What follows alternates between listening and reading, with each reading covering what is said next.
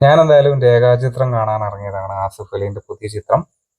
ശരിക്കും ഞാൻ first day first show കാണാൻ വേണ്ടിയിട്ടാണ് വിചാരിച്ചിട്ടുണ്ടായിരുന്നത്.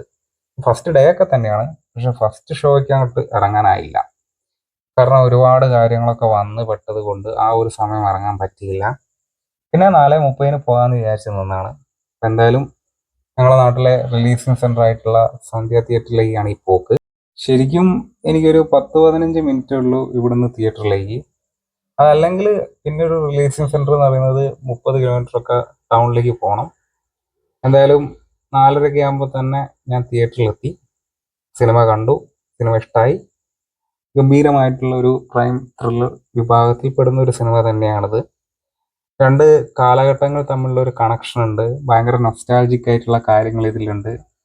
പിന്നെ ത്രില്ലർ എലമെന്റിലൊന്നും ഇതിൽ യാതൊരു കുറവും വന്നിട്ടില്ല.